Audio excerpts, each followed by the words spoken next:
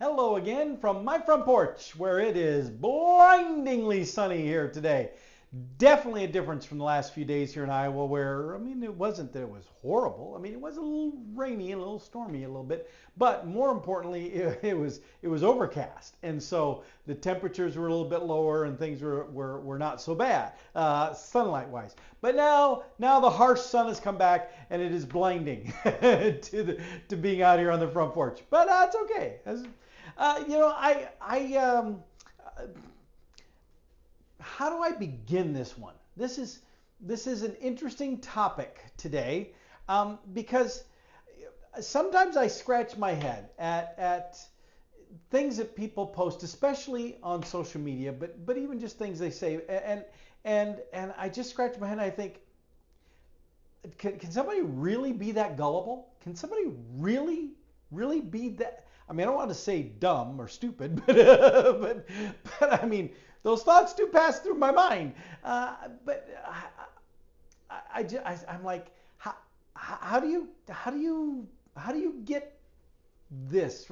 And let me give you a little context here.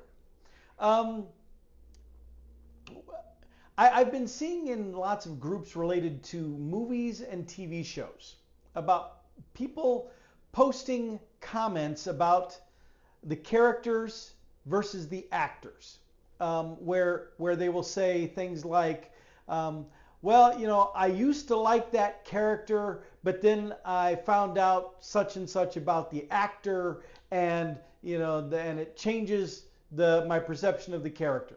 Okay, that is legitimate. I can understand that. But what I really get confused about are people and I'm not making this up, people who will say, I was watching such and such show and I saw so and so in it from this other show, but they don't say the actor's name, they say the character. I was watching this show and I saw character such and such in this show, but they were acting completely different and it really threw me off. And I think, what? You do understand that even though it's the same actor, they're playing two different parts, two different roles, right? You do get this. You do understand that for this role, they were acting this way, but for this role, they were acting this way. You do. I'm not sure that person does understand that. But see, then that goes even further, because like you all know, I'm a big fan of the Monkees. Okay?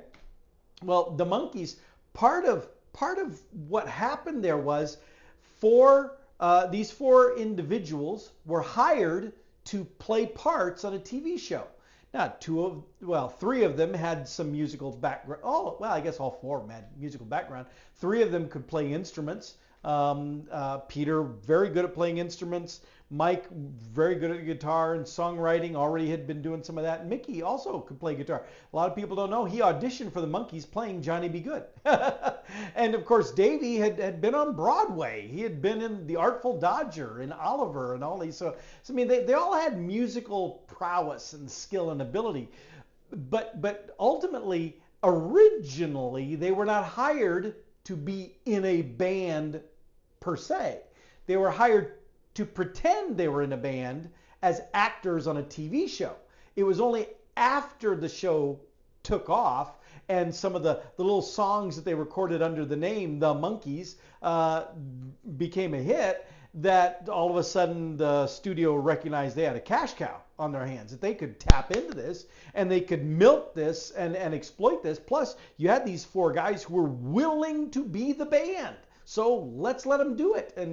And then, of course, things, the band, the guys wanted to take over, and the trajectory changed. But still, my point being, these four guys were hired, and Mike Nesmith even said that he wasn't hired to be in a band. He was hired to be a character actor. Problem is, he wasn't a character actor. He was a musician, and so he had wandered in a strange door, is how he says it. So these four character actors are hired to play roles, to play the members of this band. But the decision was made, for whatever reason, to have them play characters that had their own names. Mickey Dolenz played Mickey Dolenz of the Monkees. Davy Jones played Davy Jones of the Monkees. Mike Nesmith played Mike Nesmith of the Monkees. Peter Tork played Peter Tork of the Monkees.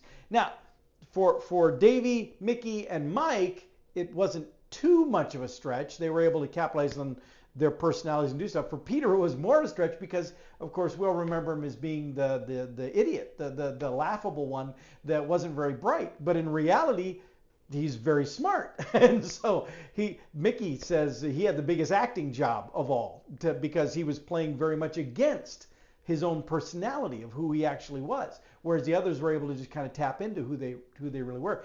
But anyway, I say all this because there to this day are people who confuse those two things. Now, ultimately, the foursome became the Monkees, the band, the Monkees. And in my opinion, that's legitimate. And now Mickey Dolenz is the last one standing. But even while the others were around, they were out touring and they were out performing and they were out doing things. They did it back in the '60s and they continued doing it in different incarnations and groupings over the years, over the decades. And as far as I'm concerned, those four guys were that band called the Monkees. But those four guys, the four guys in real life, were not the four characters you saw on TV. They were actors playing a role in the TV show, a role that just happened to also have their same name.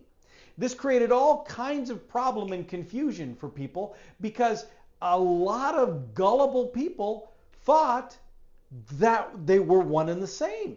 That when you saw Mickey Dolenz on the TV show, what you saw him doing, how you saw him acting, that's who Mickey Dolenz was. Some of it obviously is. An actor puts themselves in the role. But it wasn't. The Mickey Dolenz of the TV show is not real Mickey Dolenz. It's real Mickey Dolenz playing Mickey Dolenz of the TV show. The naming makes it confusing, admittedly, but still, to this day, there are people who will comment on things I'll see on social media about the Monkees and about things, and they will say, and especially it shows up related to Peter, but the other guys too, where they will see where one of them was quoted in an actual interview saying blah blah blah, and the person's confused because that doesn't fit with what that person said on the TV show. Well, it's because that person didn't say it on the TV show. The actor that played a character, the character said that on the TV show. What they said over here in this interview, that's actually them. They're different people. It's different. But you know, I don't get why people don't understand that. Why that's so difficult to grasp. But as bizarre as I think it is that people have trouble with that, it does explain a great deal about our modern political situation.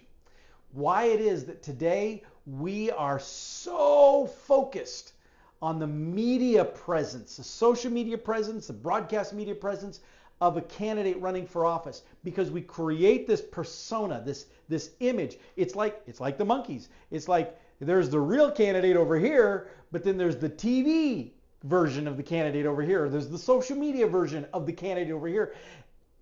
And there's all these gullible people who don't bother to look over here at the person. Instead, they buy into this bill of goods we're being sold of the individual over there and just gladly go along with it. Why? Because I like what I see over here. So I believe that's who the person is. Even though the actual person, if you look at them, it may not align at all.